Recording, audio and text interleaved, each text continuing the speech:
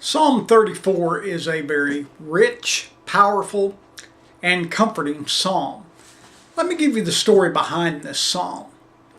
What had happened is, we know, if we go back to the Old Testament and David, the most famous story of David was his slaying of Goliath.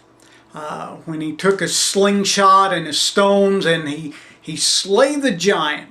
And then after slaying Goliath, he took Goliath's sword and cut his head off with it.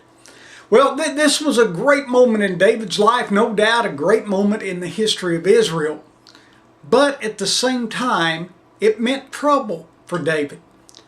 Because after this time, King Saul, who was king of Israel at that time, became very jealous of David. And he began to seek to put David to death. In fact, he threw a sword at him on more than one occasion. He put David in harm's way, sending him to war with the Philistines and trying to get him killed.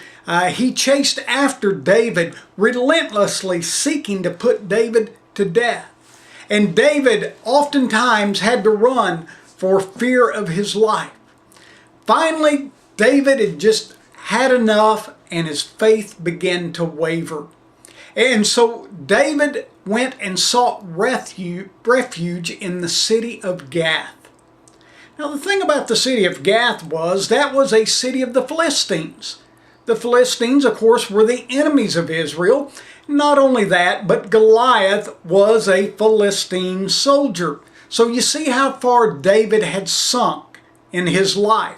He goes to Gath, to the city of Philistine, and there he seeks asylum with the king. Well, now it doesn't take a rocket scientist to figure out what happened. When David got to that Philistine city, they knew who he was, so immediately they put him in chains and imprisoned him. And finally, David realized the only way that he could get out of that situation was to begin to act like a madman. Now, we don't know exactly what David did, other than he acted like he was completely mad and crazy. He foamed at the mouth, and he convinced the king that he was really a madman. And the king said, "Hey, I've got enough nutty people in this town. I don't need to deal with another one. Send him out of here." So David was released to return back to Israel. David got back to Israel, and the first place he headed was toward his famous cave of Adullam, where David sought refuge so many times.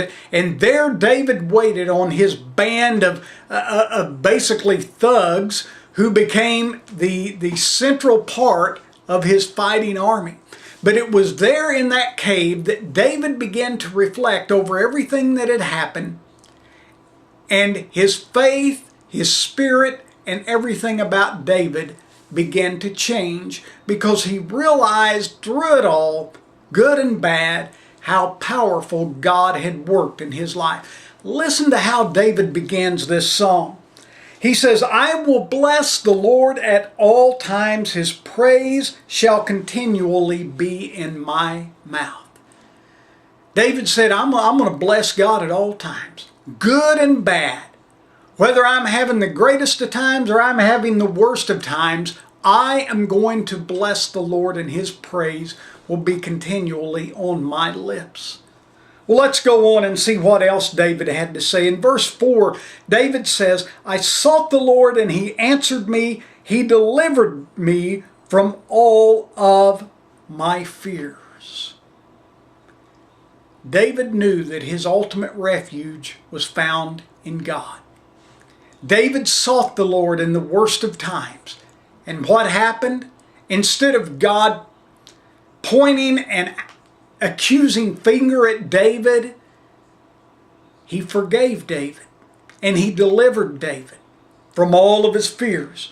On down in verse 7, David says, "The angel of the Lord encamps around those who fear Him and rescues them." Now that is a very powerful image, because David talks about the fact that God Himself, the angel of the Lord. Now, in the Old Testament, the angel of the Lord, that was kind of an image Christ in human form before he came to earth as a baby. And the angel of the Lord is military, and it was a military deliverer. And what David is speaking about here is that the army of God is encamping around those who believe in God. The truth is, you're never alone in life. You're never isolated in life. God's army is camping around you, protecting you, being there with you. That is some great, great news in our lives. On in verse 8, David says, "Oh, taste and see that the Lord is good. How blessed is the man who takes refuge in him." David invites us to taste the Lord, to try out God. You know, when you taste something, you're trying it out. David says, try God. Try him and see that he is not good at all times. Down in verse 15, David tells us, "The eyes of the Lord are toward the righteous. His ears are open to their cry." The eyes of God are always looking at you. The ears of God are always open to your prayers and your cries for help. Now that's good and bad. To know that God's eyes and ears are always pointing toward us. Yes, in times of trouble, God is there watching over us, waiting to hear from us and listening to our cries for help. But also in the bad times. In those times that, well, maybe we're not doing what we should be doing, God's eyes and ears are watching us. In verse 17, David says, "The righteous cry, and the Lord hears." That's a promise. God hears when we cry out, and delivers them out of all of their troubles. The Lord is near to the brokenhearted, and saves those who are crushed in spirit. You ever felt like you were broken? You ever just been so far down in life you felt like you were crushed? David says, in those times, the Lord is near. God is right there with us. Verse 19, "Many are the afflictions of the righteous, but the Lord delivers him out of them all."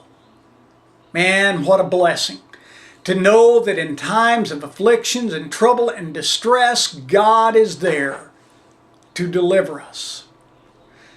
So, the background of this psalm makes it even more powerful. In one of the darkest times of David's life, he discovered that God is there.